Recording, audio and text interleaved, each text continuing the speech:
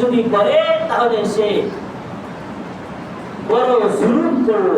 শিরক এটা অনেক বড় চরম পর্যায়ে জুলুম, অন্যায়, বলেন নাউজুবিল্লাহ। সূরা লুকমান আয়াত নম্বর 13 আল্লাহ রাব্বুল আলামিন বলেন, وَإِذْ قَالَ لُقْمَانُ لِابْنِهِ وَهُوَ يَعِظُهُ يَا بُنَيَّ لَا تُشْرِكْ بِاللَّهِ إِنَّ الشِّرْكَ لَظُلْمٌ عَظِيمٌ।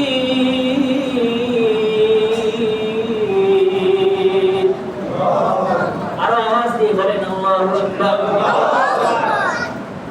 আল্লাহ রাব্বুল আলামিন লুকমান হাকিমের কথা নকল করে নবী আলাইহিস সালামকে জানায়া দেন।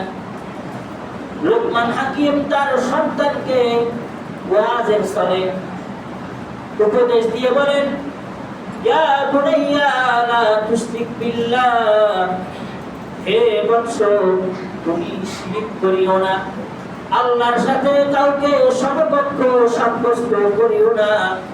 ইন্নাশ শিরকা লাযুলমুন আযীম, নিশ্চয় শিরক হলো চরম পর্যায়ের অন্যায়। দ্বিতীয় নম্বর, কোন বান্দা যদি শিরকের গুনাহে লিপ্ত হয়ে যায়, শিরকের গুনাহ করার কারণে তার সকল আমলকে সে নষ্ট করে দেয়, বলেন নাউজুবিল্লাহ। সূরা জুমার আয়াত নম্বর 65 আল্লাহ রাব্বুল আলামিন নবীকে জানায়া দেন, অথচ নবী আলাইহিস সালাম কখনো শিরকের গুনাহ করবেন না। আল্লাহ রাব্বুল আলামিন নবীকে বলেন, وَلَقَدْ أُوحِيَ إِلَيْكَ وَإِلَى الَّذِينَ مِن قَبْلِكَ لَئِنْ أَشْرَكْتَ لَيَحْبَطَنَّ عَمَلُكَ وَلَتَكُونَنَّ مِنَ الْخَاسِرِينَ।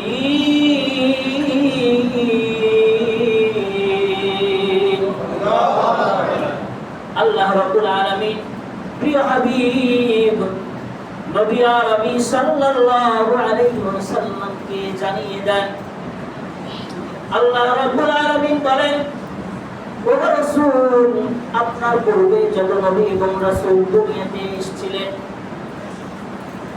তাদেরকেও আমি আল্লাহ প্রত্যাদেশ করেছি, আপনাকেও প্রত্যাদেশ করা হলো, লাইন আশরাকতা, যদি আপনি শিরকের গুনাহে লিপ্ত হয়ে যান, শিরক করেন, লা ইয়াহবাতান্না আমালুক, শিরকের গুনাহ করার কারণে আপনার সকল আমলকে আপনি নষ্ট করে দিলেন, নাউজুবিল্লাহ।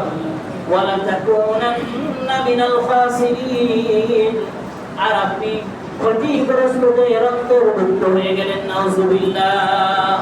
অথচ আল্লাহ রাব্বুল আলামিন নবীর ব্যাপারে ভালো করে জানেন, কখনোই নবী আরবি শিরকের গুনাহে লিপ্ত হবেন না।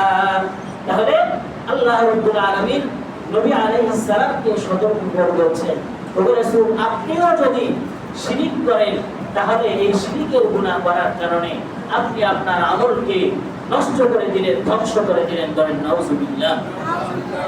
3 নম্বর, শিরকের গুনাহ আল্লাহ কখনোই ক্ষমা করেন না। সূরা নিসা আয়াত নম্বর 48 আল্লাহ রাব্বুল আলামিন বলেন,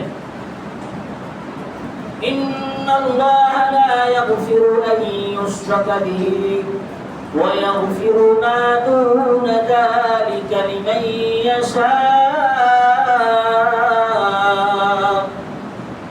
আল্লাহ রাব্বুল আলামিন সূরা নিসা 48 নম্বর আয়াতে আল্লাহর বাণী বর্ণনা করা হয়। আল্লাহ রাব্বুল আলামিন বলেন, কোন বান্দা যদি শিরকের গুনাহে লিপ্ত হয়, আল্লাহ রাব্বুল আলামিন কখনোই শিরকের গুনাহকে ক্ষমা করেন না। তবে কোন বান্দা যদি শিরকের থেকে নিম্ন পর্যায়ের কোন গুনাহ করে, আল্লাহ রাব্বুল আলামিন ওই বান্দার সকল গুনাহ আল্লাহ মাফ করে দেন, সুবহানাল্লাহ।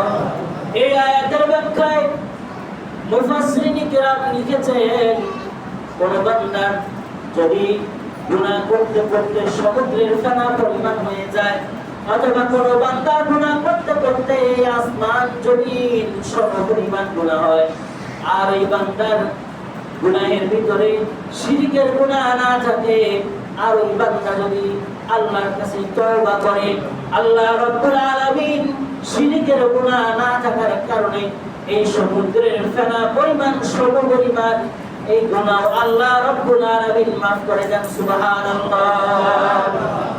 চতুর্থ নম্বর উদাহরণ, কোন বান্দা যদি শিরক করে আল্লাহ রাব্বুল আলামিন ওই বান্দার জন্য চিরতরে জান্নাতকে হারাম করে দেন। বলেন নাউজুবিল্লাহ। আর এই বান্দার জন্য স্থায়ী ঠিকানা হয়ে যায় জাহান্নাম। বলেন নাউজুবিল্লাহ।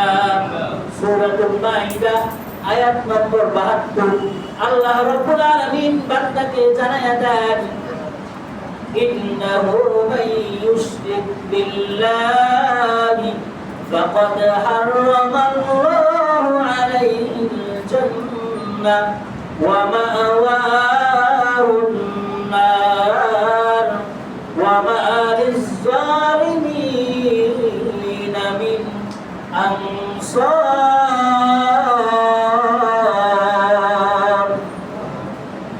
আল্লাহ রাব্বুল আলামিন বলেন, নিশ্চয় যারা আল্লাহর সাথে কাউকে সমকক্ষ সাব্যস্ত করে আল্লাহ রাব্বুল আলামিন তাদের জন্য স্থায়ীভাবে জান্নাতকে হারাম করে দেন, আর এই ব্যক্তির ঠিকানা হয়ে যায় জাহান্নাম।